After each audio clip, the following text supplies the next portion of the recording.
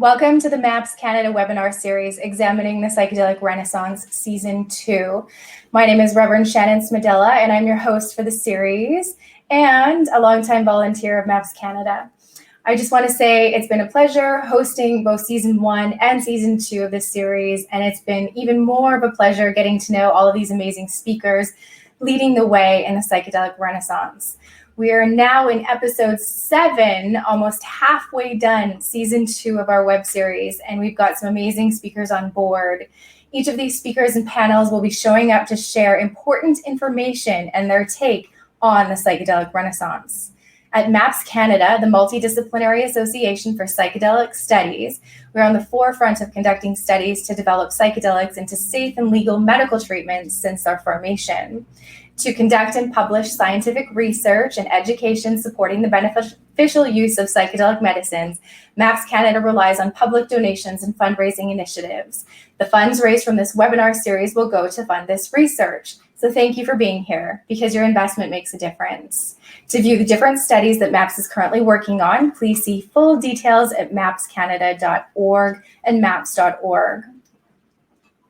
And to make this webinar possible, we have many volunteers at MAPS Canada that help out. So I just wanted to take this time to say a huge thank you to them. We also have some amazing sponsors who've stepped up to support the webinar, and some have supplied some great perks for you to take advantage of. So if you haven't heard about these, you can access them via a link that we will post at the end of the webinar in the chat with the password as well. So some housekeeping items. We are going to start with our talk from our guest speaker today. Then we're going to go into a Q&A session, so make sure and vote up your questions. And also let us know where you are tuning in from. We have people from Winnipeg. We have Phoenix, Arizona, Gibsons, North Vancouver, Ontario, Brazil. Where else are we from here? Nova Scotia, California. So make sure and let us know where you're from, and make sure and check the Ask a Question box at the bottom there so you can ask us your questions. So we have a very special guest with us today. Ifetayo Harvey is the marketing coordinator at the Drug Policy Alliance, DPA, and founder of the People of Color Psychedelic Collective. She is a graduate of Smith College with a BA in History and African Studies, and has shared her experience of being personally impacted by the drug war in major media outlets. She's also currently a student of Somatic Sex Education. In her free time, she enjoys TV, fitness, crafts, and playing her euphonium or listening to music. Today, we're going to talk about how psychedelics have gained a lot of traction in the mainstream for their healing properties. How can psychedelics be used as a tool for creating a better future? In the wake of 2020, a year filled with collective trauma, how can we use this moment to make a better world? So welcome, Ipateo. Thank you so much for being here with us today. It's so great that you were able to join us. So welcome. Thank you. Thank you for having me, Shannon. Hello, everyone. My name's Ifetayo Harvey. I'm the marketing coordinator at the Drug Policy Alliance and the founder of the People of Color Psychedelic Collective. And, you know, I'll just say this, it's somewhat daunting yet timely to be giving a talk on election night for those of us in the US. Given everything that has happened since 2016 and especially this year, 2020, to be honest, I didn't consider the election when I chose this date to present, but here we are. So thank you for joining me today. Especially given everything that's going on in our world.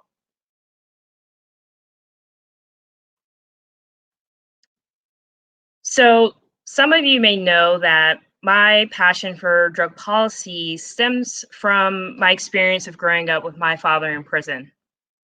When I was 4, my father was sentenced to 15 years in prison for cocaine trafficking. And after serving a little over half of his time, he was released and deported to his home country of Jamaica. Growing up, my father's incarceration impacted my mental health and self-esteem in a lot of ways. But for the most part, I kept all of this to myself. It wasn't until my internship at the Drug Policy Alliance in 2013 where I began unpacking the shame and stigma associated with parental incarceration. It was during my internship that I learned that over 2 million children are growing up in US households with one or more parents incarcerated. 2/3 of these parents are incarcerated for nonviolent offenses, primarily drug offenses. Since then, I've gone on to speak for many audiences around the country, and it's a pleasure to be speaking with all of you virtually. So today, I want to talk about the potentials of psychedelics in changing the world. But before I get into that, I want to look at the past. So in order to improve our future, we must look at how the current ills of society, oppressive systems of injustice, racism, classism, homophobia, sexism, etc., came to be. And so in order to understand the roots of these systems, we must look at colonization. Colonization is the process by which people are settling among and establishing control over indigenous people of a particular area. So people like Christopher Columbus, Amerigo Vespucci, etc., who are often touted as great explorers, are colonizers.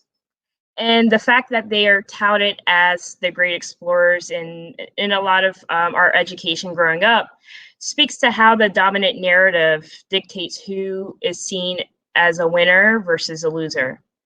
But from an indigenous perspective, these men were monsters. Colonization ripped through indigenous nations throughout the world. Colonization told indigenous peoples of the Americas, Africa, Australia, and Asia that our cultures and everything that comes with it is disposable. And that's exactly what the settlers did, dispose of our culture. So in that process, our resistance has been retaining many of our cultural practices, yet many of them have been watered down. So how does this connect to psychedelics? Well, most cultures had their own psychedelics, entheogens, dating back to ancient times. Researchers like Elisa Guerradoce study the relationship between humans and psychoactive substances, going back all the way 1 millennia. So fast forward to modern history, drug use in the 18th and 19th century was actually pretty common. I was checking out an article today on the Smithsonian blog that was talking about opiate use in the Victorian era, which was interesting.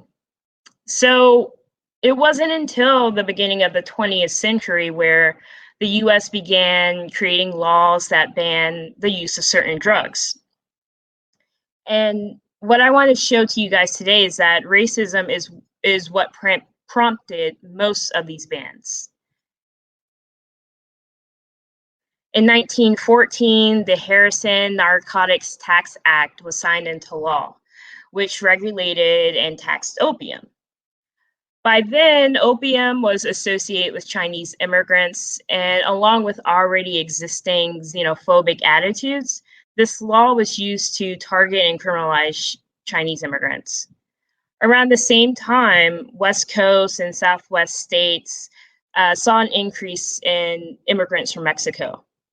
And so in 1907, California included cannabis in its Poison Act, which basically said that cannabis can be seen as a poison. So this form of regulation around marijuana being considered a poison coincided with this influx of Mexican immigrants.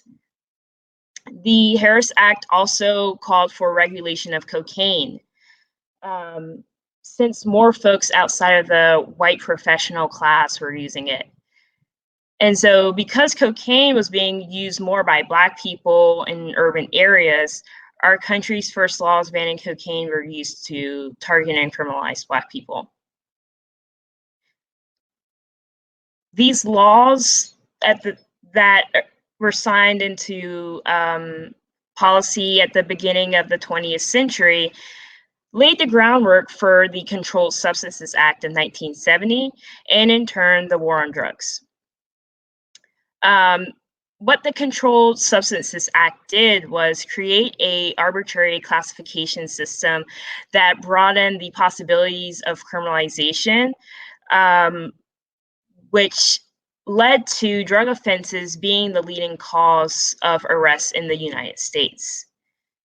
In the 1960s, the civil rights movement was reaching its peak, along with the anti-war movement. We were on the cusp of a new paradigm, but President Nixon and his cabinet had other plans, the war on drugs. And 50 years later, exactly what has the war on drugs gotten us? First, we have skyrocketing incarceration rates. The US is home to less than 5% of the world's population, but we account for 25% of the world's prisoners. Next, we have increased addiction and overdose deaths. Surprisingly enough, accidental overdose is currently the leading cause of death in the United States for people under the age of 50. Then we have exporting our punitive policies around the globe. So the US and the UN, we exert a great deal of influence on drug laws around the world. And so by doing this, we further the harm caused by the war on drugs. It's no surprise that countries around the world have taken to our punitive drug policies, and sometimes even going a step further. Some of you may be familiar with the leader of the Philippines, Rodrigo Duterte, who is cozied up to Trump. Duterte has been calling for the death of drug users and drug sellers, and I should say suspected drug users and drug sellers. Just extrajudicial killing in the streets there. So those are the kinds of ideas and policies that we have been exporting for the last 50 years. The drug war has also increased the militarization of police. Police departments around the country use the drug war to increase access to military-grade weapons to use on civilians. We can look at the case of Breonna Taylor, where this young woman died because of a botched drug raid in Kentucky.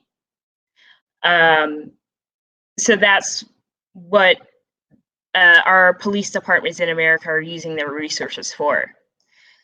Lastly, we as Americans, we have been totally miseducated about drugs.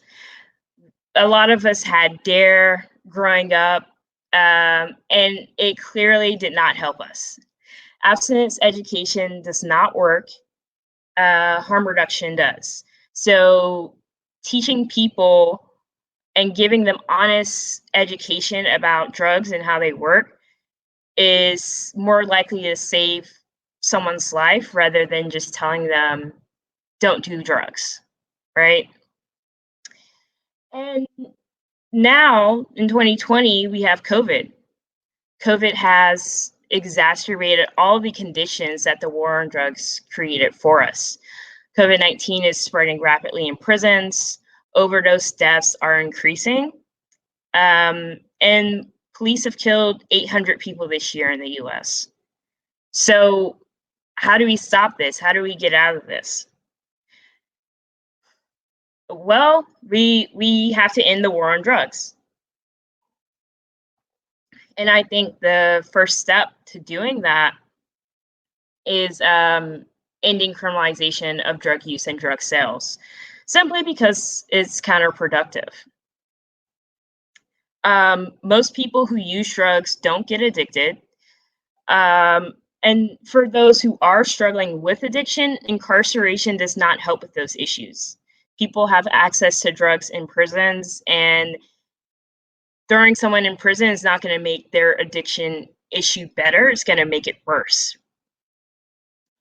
So the same goes for people who sell drugs, right?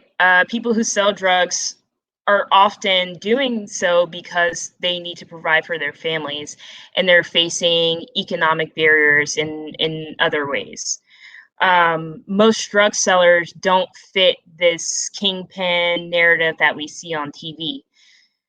So we need to right the wrongs of the war on drugs, especially criminalization, because our approach for the last 50 years has not been working, right? If it was working, then we wouldn't have all these issues, right? So now I want to bring in the term reparative justice. So we have to use money and resources to give back to the communities that have been the most harmed by the war on drugs, the communities that were faced with drug raids, the communities where people were being arrested and targeted. Something that I often tell people, Mariam Kaba, she always says, she's an organizer, by the way, with Project NIA, and something she always mentions is hyper-local organizing. And I think what she means by that is taking back our communities. Understanding that in order for us to change the world on a larger scale, we must start on our streets. We must start with our neighbors, our business owners in our communities. So if we can come together and figure out how to organize people getting access to resources, that's half the battle right there.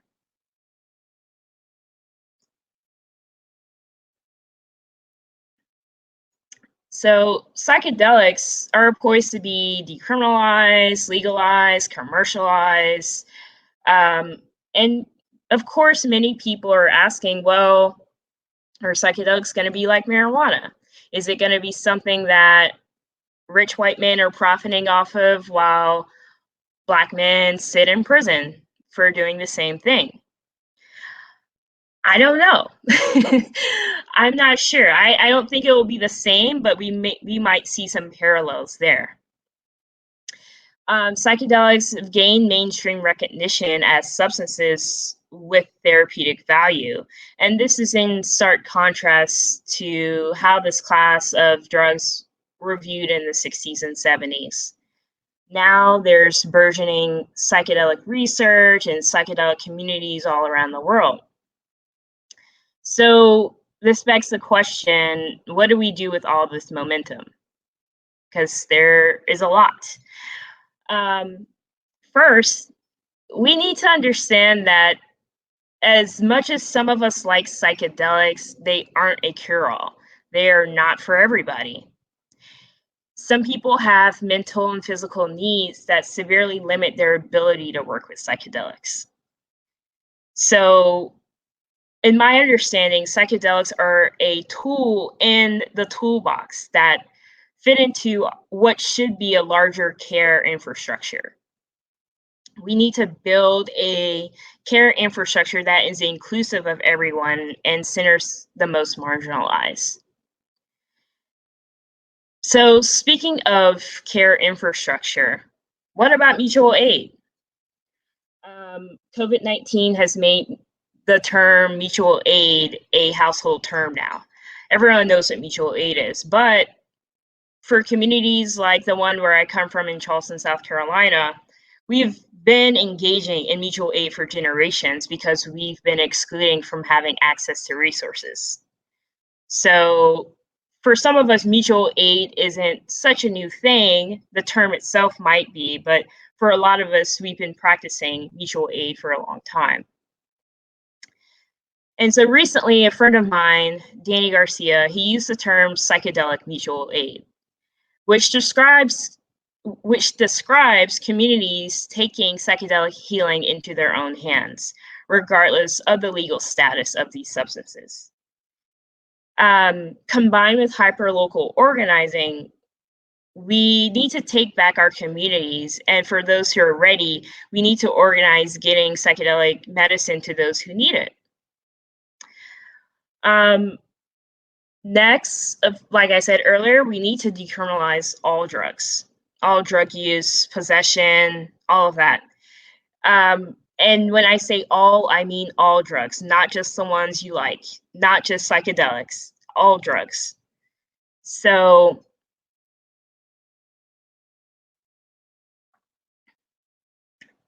I'm sure everyone's familiar with a lot of ballot initiatives going around, and there's one in Oregon that's being voted on, and DC, Decriminalize Nature, which is good because removing criminal penalties for any drug is a step in the right direction, right? But why restrict ourselves to just psychedelics? There's really no reason to. The next thing that I want to bring up is our relations to indigenous groups, specifically indigenous groups in the US. So, there's been a lot of discourse around cultural appropriation. How do we work with indigenous groups? And a lot of people say, oh, listen to indigenous groups. We need to do more than that. We need to do more than just listening to indigenous groups. We need to work under their guidance, and we also need to give our time and resources to them and stop treating indigenous groups like an afterthought, especially in the psychedelic world, because without them, we wouldn't have any of this stuff, right? Next, we need to think through legal regulation. We need to look at legal regulation models that have been used around the world and adapt those to psychedelics. But like I said earlier, we still need to work with indigenous groups when it comes to their particular medicines. So I'm sure some of you know there are countries around the world like Portugal, Czech Republic that have different decriminalization models. And a lot of those models have worked really, really well for them. So we don't have to reinvent the wheel. We can just look at what other countries are doing and take that and adapt it to fit our needs here. And then next, I want to talk about the medical model. I know that the medical model has its place in the psychedelic renaissance, but I personally believe that it's not inclusive, or it's not inclusive enough. And we have to understand that the medical and pharmaceutical field has a history of harming marginalized groups and prioritizing profit over people. A lot of elements of the medical world mirror the carceral state. There's forced treatment, drug testing pregnant women right after they give birth. And there's a history of forced sterilization. And there continues to be racial disparities in treatment. So I'm going to be honest, a lot of my people aren't comfortable going to the doctor for a regular checkup, much less going to try psychedelic substances. So we have to think beyond the medical model and think holistically of how we can make people of all backgrounds comfortable.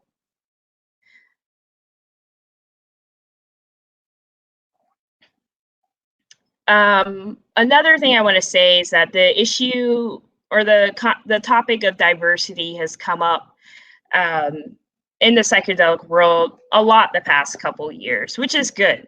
I think that there's been a lot of progress around that. A few years ago, I wrote a piece in Symposia about why the psychedelic community is so white. And I think that it gave people a lot to think about. And so I'm seeing more and more folks of color included in events like these and organizations, which is great. So we need to do more of that. We need to give folks of color, leaders in the psychedelic space, resources, and give them opportunities to be in positions of power. If you're bringing folks of color into predominantly white spaces, you can't perpetuate oppressive systems, because then what's the point? 5 years ago, I was working at MAPS in the US as the executive assistant, getting paid $16 an hour in California. It's not a livable wage. So it's one thing to talk about equity, but it's another thing to actually put it into practice. And it is ongoing work. It never ends, right? And I'll also say that if you're not advocating for ending the war on drugs, you have no business advocating for psychedelics. Psychedelics can help with the horrors of trauma and pain that we have on this planet, especially in light of this year. Psychedelics can help us see ourselves in a different context. They can help us see our world in a different context. And I don't have to really spell it out for you guys, especially folks who are more experienced. We all know that the psychedelic experience is beyond words, right? But if there's anything that we can take from our mind-bending journeys, trips, whatever you call it, it should be that another world is possible, a better world is possible. We just have to do the work. So thank you for hearing me out. And I will stop here and we can go into the Q&A.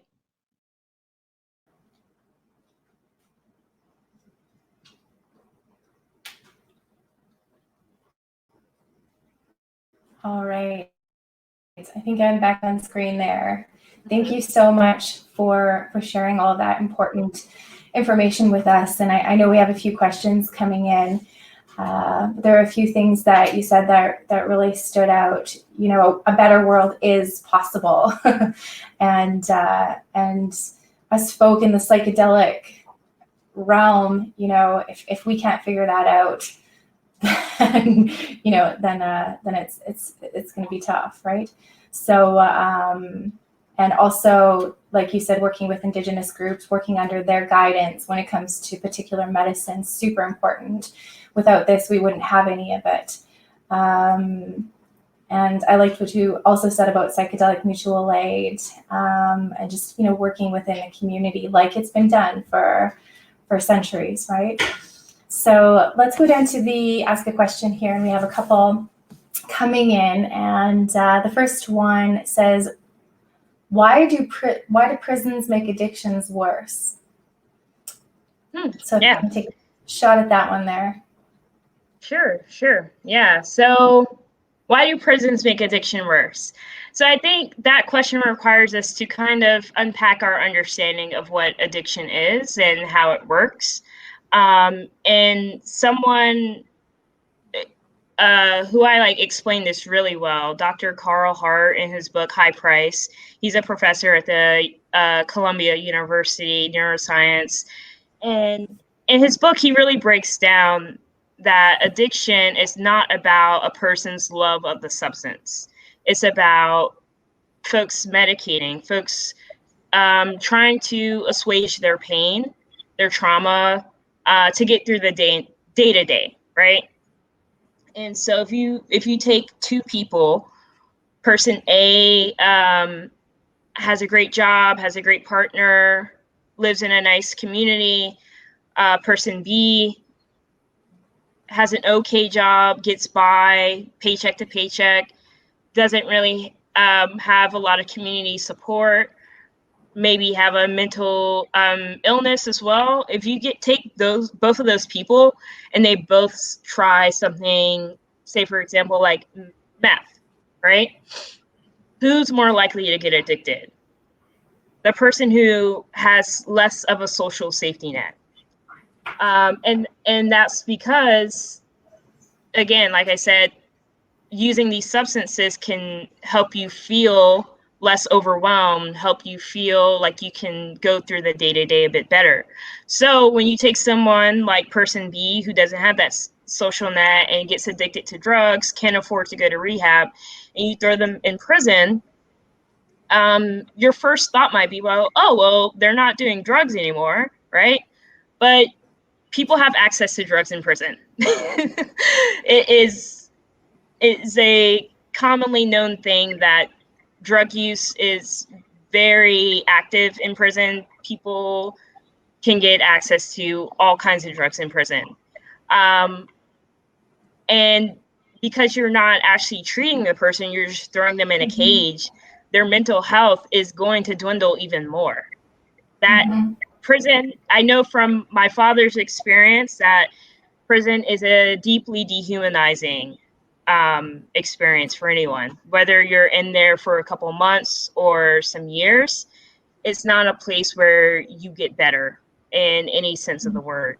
And so your addiction can easily get worse. You're not saying everyone who gets addicted and goes to jail, addiction worsens, but it is very easy to, especially without the right support. Mm-hmm. Absolutely. Thank you for that. Second question we have here, what mistakes does the community need to avoid when moving forward in the fight to legalize psychedelics? That's a good question. I think that, one of the things is thinking through implementation.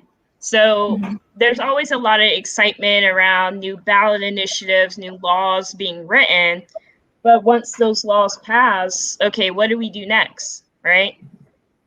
So I think that there needs to be some follow through in making sure that, whatever the campaign says they're going to do actually happens.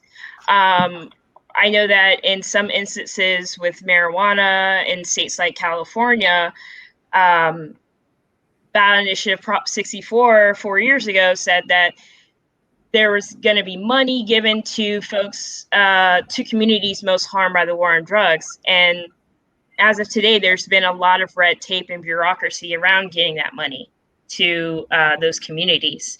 So there needs to be some attention around that. I think that we also should be cautious about corporate and tech interests in psychedelics. And I don't know a lot about this, so if you have questions about it, I'm probably not your person, but I've just been noticing a lot of tech, fintech interests in psychedelics. And while that might be alluring to some people, I think that we need to be cautious about that and kind of take things slow. I think that, of course, legalization is important for psychedelics, but if we rush legalization, that can end up backfiring on us. Absolutely. Question here from James. What area do you think the psychedelic community needs to start with to become more inclusive? Lawmakers, researchers, educators? Yeah. I think that's a great question. My mind first goes to researchers, simply because I feel like the research is laying the groundwork for the educators and the lawmakers. And so I think that researchers have to really look at, their outreach protocols and things like that, and get some expertise to weigh in and make sure that the things that they're doing resonate with communities of color. Again, like I said earlier, there is a lot of mistrust between communities of color and the medical field, and that also kind of touches on the research field too, right? And so we have to make sure that we are not replicating things from the past. I think that also we need more researchers of color in order for folks to feel comfortable. So, for example, if I'm a potential research subject entering a trial on a research trial on psychedelics, and none of the people conducting the research look like me, I'm going to be a little cautious, right? I might say like, oh, I'm not letting those people do, and it's to some of you guys, it might be like, oh, well, that's, you're being a little too cautious. But no, we have to realize that like the CIA, they were doing experiments on people with psychedelics, right? So this history isn't so distant from us. So I think researchers play a big role, even though they may not be at the forefront, in all of the press, magazines, stuff like that. But I think they do play a very important role, especially for folks of color. There may be things that come up for us that you may not see in white participants. So that's what research is for, that trial and error. Yeah, absolutely. Absolutely. What is something that a regular Joe can do if we want to get involved in ending the war on drugs or legalizing psychedelics? Awesome question. A regular Joe. I would say there's lots of things you can do, both small and large, right? And it depends on where you live, of course, because, at least in the States, lots of our states are at different places in ending the war on drugs. So I would say, okay, say, for example, if you're in a place like where I'm from, South Carolina, all drugs are illegal. We barely have a medical program. Black folks are like 4 times more likely to be arrested for marijuana use. So I think part of it is using your voice and your platform to make people aware of what's going on. I think awareness is a big thing that people may sleep on a little bit, right? Because a lot of us might think, well, oh, everyone knows this. But I think if we use our platforms and use our voices, not only on social media, but in real life conversations as well, bringing those things up. There's also, DPA came out with a really great report a few years ago called the Municipal Drug Strategy Report. And it pretty much outlines how you could organize, say, your city council or other elected officials to come up with more humane drug policies and drug laws in your city or your town. So I think that looks like getting involved, going to those meetings, and of course, don't be the only one. Get some friends to help you and go and start talking to your elected officials about this. Put pressure on them. Write letters. Pay attention to national legislation happening as well, because there is some national legislation that could potentially have an effect on our individual states. For example, the MORE Act is a piece of legislation. It's the most comprehensive federal marijuana legalization initiative ever, and it would end criminalization for marijuana, legalize it, create job programs for people, make it so that business owners can work with banks. So staying aware of those those legislative actions happening and putting pressure on your elected officials. I think it's also, all these things I'm saying can be a little daunting, right? So you don't have to reinvent the wheel. There are also groups in your town or your city probably already working on this. So getting involved with them and seeing how you can support their efforts that they're already doing. And in terms of psychedelics, specifically psychedelics, I think that, there's been a lot of critiques of decrimination. I just made one in my talk. But they are gaining a lot of momentum. And so there's something to be said about that, right? Being able to organize some community members and come up with a ballot initiative. It is a lot of work, but it is definitely doable. So familiarizing yourself with your local laws and figuring out how do you get something on the ballot. Because some states, for example, California, they're a ballot initiative state where they voted on marijuana legalization. Places like New York and South Carolina aren't states like that. They have to go through the state Senate and House in order to pass. So familiarizing yourself with things like that, that's going to help you not make mistakes that are silly and things like that. For sure. And don't do it alone. Get a friend. It's a lot easier when you can there with you, right? Yes. We have a question here from Lisa. She says, Ifetayo, what do you think about the level of accessibility to psychedelics within communities of color? How might this enlighten our perspective on diversity and inclusion? Okay. So the question was, can you read the first part again? What do you think about the level of accessibility to psychedelics within communities of color? Okay. And then the second part is, how might this enlighten our perspective on diversity and inclusion? Yeah. So in terms of accessibility, I will say that in a lot of communities of color, psychedelics aren't that accessible, right? Especially once you start getting into things like LSD, DMT, things like that. You can find them, but it takes a lot more work, right? And we can't talk about accessibility without criminalization.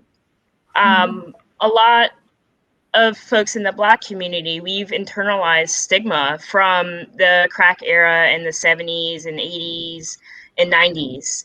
And so a lot of us are shying away from drug use because we remember how so many of our family members and community members died or were incarcerated. So I think those two play a big role in accessibility. But like I was saying, these substances aren't very easy to come across. I will say that for me, my first psychedelic experience was in college 7 years ago. And I went to Smith in Massachusetts, and Smith is a predominantly white school in Massachusetts. It's a predominantly white school, right? And I should also say it's a private, very wealthy school at that, right? $60,000 a year is not cheap. So I always mention this because this was my first time coming across psychedelics so easily, you know? Where I'm from in Charleston, it's not the same. And even being able to take psychedelics, that's a 6 to 8 hour time block that you have to set aside for yourself. And for me, it was easy to do in this white environment because I didn't have to worry about criminalization as much. I didn't have to worry about someone calling the cops on me because, I'm in a place where criminalization isn't impacting people. And so I don't think that would have been my experience where I grew up in Charleston. When I'm home in South Carolina, I've been pulled over by police just because our tire touched the curb, right? And immediately after that, they start putting out the suspicion that, oh, you have drugs or you're doing something illegal. So I think criminalization plays a big role in that, and also the history of the war on drugs. For a lot of us, drug use still carries a big stigma. Even if we are drug users ourselves, coming out and speaking about it is a big risk, and it's a big privilege. So I think that plays a big part in why we don't see a lot of or I don't want to say a lot, but why we don't see more folks of color in the psychedelic space. Absolutely, that definitely makes sense. Thank you for sharing that. A question here from Max. What are some of your favorite resources to share with people who are interested in learning more about your work? Okay. In terms of learning about my work specifically, I will say, I think that I mentioned my piece in Symposia, the Why the Psychedelic Community is So White. And there I shared a lot about my experience, in college and things like that. I'll also point to POC Psychedelic Collective's work recently. We had a cultural appropriation workshop. If you go on our Facebook page, POC Psychedelic Collective, you can watch the video. I wasn't on the panel, but I just, I helped plan it. And I was really happy with it because cultural appropriation is a topic that people are kind of scared to approach in the psychedelic space. And I think the speakers did a really great job of unpacking a lot of the nuances around it. So that's one resource that I look to. We also did another workshop earlier this year about healing for folks of color. So that was more of a general workshop. And then in the past years, you can find this on our website. We did a workshop with the DC Psychedelics Society and the Philly Psychedelics Society 2 years ago on dismantling psychedelic patriarchy. So we were talking about how the field is dominated by men, and also issues around consent, sexual assault, things like that. All very important. All right, we have one other question here. Since MAPS is taking the medical model towards legalization, so medicalization, what concrete actions can MAPS and other psychedelic-based organizations take to ensure we are not repeating the mistakes of the past? Okay, yeah. Well,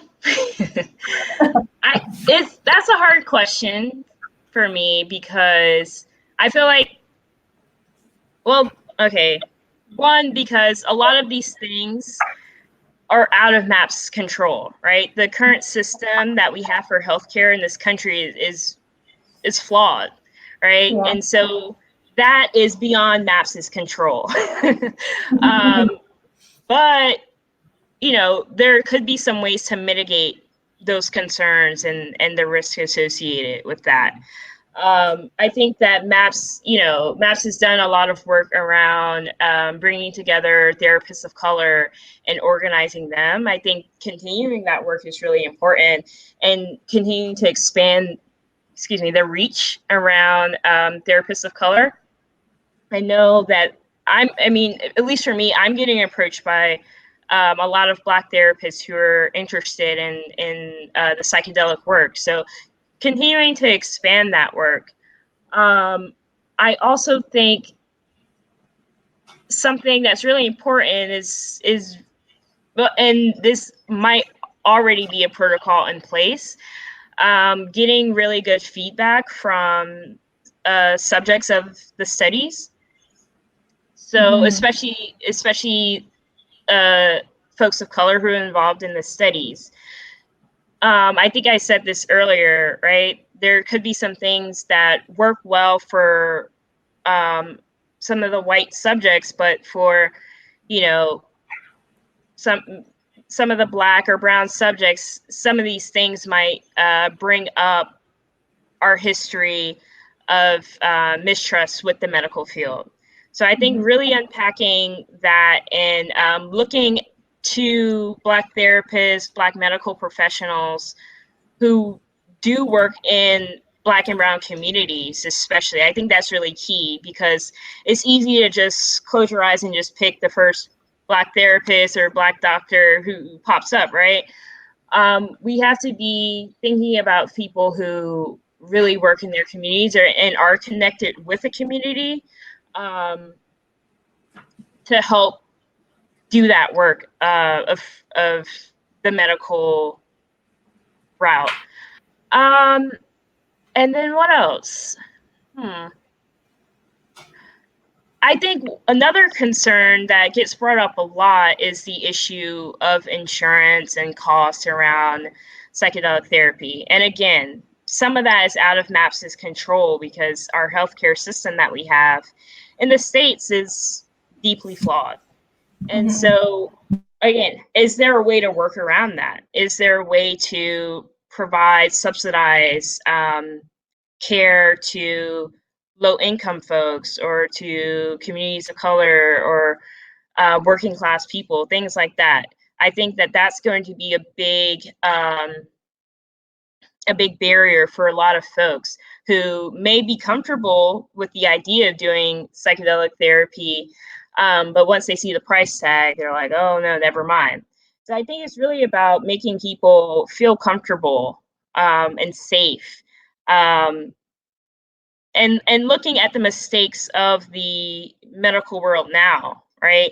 There's a lot of reports and articles about the mortality rate among Black women giving birth. And we really have to look at why that is, right? It's short answer is racism.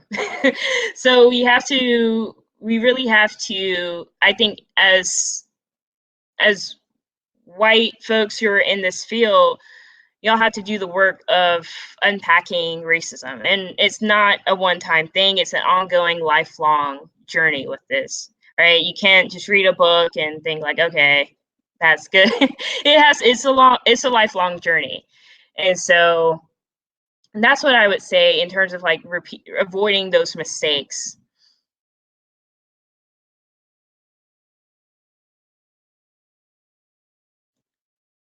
I can't hear you, Shannon.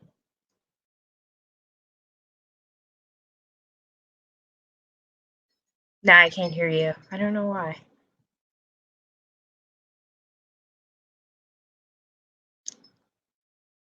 No. Weird.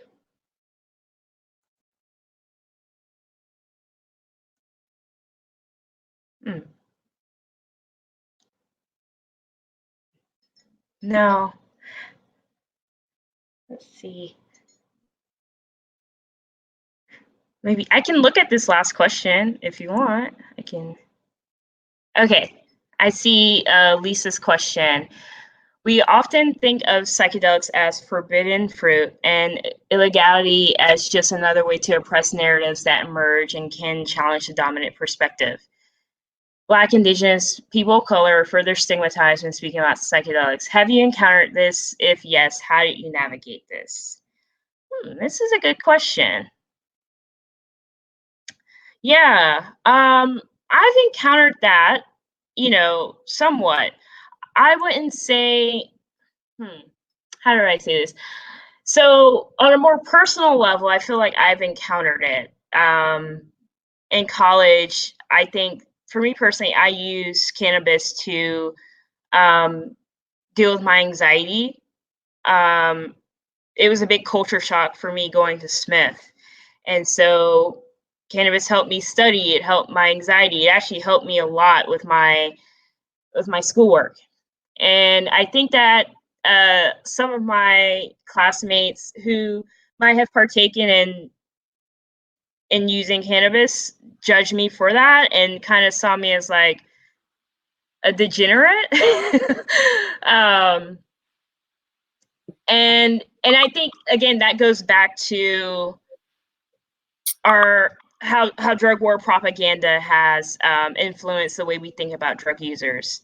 And then more professionally, I think it's the same thing. A lot of people think that, you know, you can't work well if you are using things like cannabis, or people think that I just use psychedelics all willy-nilly, meaning like I just use psychedelics all the time.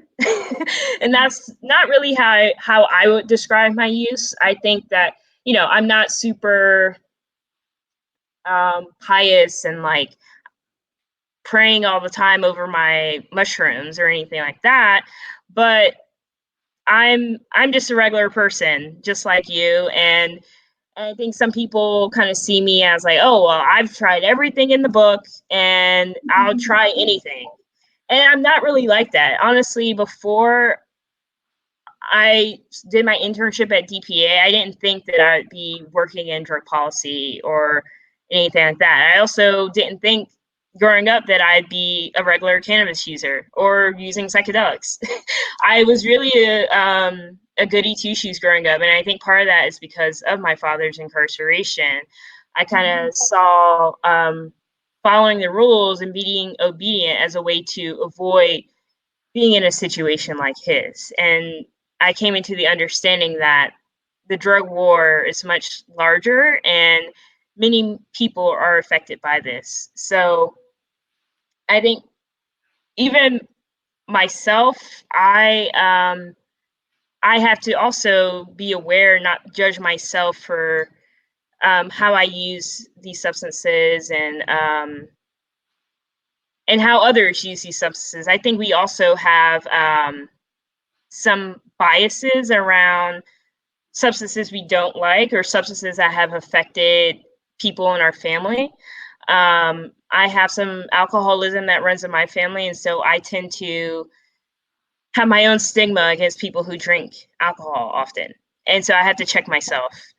Um, but luckily, I haven't encountered that a ton. I will say that I encounter it more outside of drug policy and psychedelic worlds. When I'm speaking to people who aren't into this kind of thing, they're like, but drugs are bad. Like, and they kind of look at me a little different. So it doesn't bother me that much because at this point I've learned how to kind of break it down for people to understand that the drug, any substance, any herb can be dangerous if you take too much of it, right? But what's more dangerous are our punitive policies that say, hey, if you get caught with this substance, if you get caught using this substance, we can throw you in jail for a decade or two. And that's your life right there. So I always try to change people's perspective a little bit on that. Mm-hmm. And it's so good that you're talking about that and advocating for that, because those that makes a huge difference on people's lives. Absolutely. You can hear me now, right? Am I sounding? Yes. I'm not even sure for my mic. I did want to. I have another question. Back when you were talking, you had mentioned in your talk, you said psychedelics are not a cure-all. It's a tool in the toolbox that is inclusive of everyone. So what other tools would you say that kind of fit in with psychedelics, around psychedelics in that toolbox that people could use? If, because I know we have a lot of people that are on this webinar who've never used psychedelics, they've got PTSD, depression, they don't know what, they're at the end of the road, they don't know what to do, but they might be scared to like take that first step. There are some tools that are close to the psychedelic corner in the toolbox. Suggestions for people to start with that, or where could people start, especially if they're in a community where they don't have access? Yeah, that's a really important question. The first thing that comes to mind for me is breath work. And I've tried that a few times. Recently, I had a really great experience here in New York with a breathwork program that I did. And I would say this was probably like my third or fourth time doing breath work, but really afterwards, I felt like I was tripping. I remember just like walking out and being like, whoa. So it surprised me a little bit because I didn't expect to really feel it that much. But I also just felt amazing, and I've always felt amazing after breath work. I think that it's an easy tool for folks to use if they need like a boost if they're feeling down. I mean, I've certainly used it during this pandemic because it's been hard for a lot of us. I live alone, so I've been in isolation from a lot of people, and breath work has been a thing for me to kind of just lift me up and make me feel really great. So I would say that I think there are a lot of organizations out there doing some online breathwork workshops, and I can't think of their names right. Oh, one that I'll give the name for is Fertile Soil. I did a breathwork with them earlier this year, and they incorporated cannabis, and it was really great. But there are a couple other organizations out there doing breathwork workshops online. And so that's one thing. I will also say, meditation is closely related to breathwork in a lot of ways. And so that's another way of kind of getting a taste of that psychedelic experience. I would also say that if you're a person who has trouble getting access to psychedelics in your area for whatever reason, they're also, I would suggest researching some herbs out there that have some psychedelic properties to them. Nowadays, there's a lot of smoke blends out there that are a mix of different herbs. Mugwort in particular can really have some psychedelic properties. Yeah, I learned that a few times during this quarantine. So you don't have to limit yourself to like the classic psychedelics. There are also a lot of herbs out there that can get you a similar experience as well. So yeah, those are some of the things I would say are close to psychedelics. Awesome. That's a great note. I know any of the ones that affect the pineal gland. I think melatonin is another one, and chaga. If you have, well, I can't give any recommendations, but I know just from personal experience, high dosing chaga before meditation is quite psychedelic. Yeah. Quarantine in time where everyone's at home is definitely an interesting time to try that while you're all alone there. Yes. Lisa's saying Stan Groff holotropic breathing as well. Yes, Stanislav Grof. Yes. Yes. I was supposed to go to one of his workshops some years ago. Like he canceled, so I never got to go. But it's good to hear that he's still doing them. That's really awesome. Absolutely. We had another question here, and I don't think we answered this one yet, from Joshua. And then I know you are working on some election stuff, so we won't keep you too much longer here. So no worries. From Josh, he goes, could MAPS Canada be a bridge between Indigenous communities and the medical system to possibly repair the mistrust in those communities of that system? I'm from Northern Manitoba and would love to see a proper psychedelic healing program up here. Absolutely. Wow. Yeah, that's a super important question. And thank you for asking that. I think that, I don't know MAP's capacity at the moment with COVID going on, but I definitely think it's a possibility. I think the question is, how do we go about it, right? And because there is so much mistrust, we have to realize that this work takes time. It's really slow. And we live in an age of instant gratification, social media, we can Google anything in 5 seconds. This is the kind of work that's very valuable, but it takes a very, very, very long time.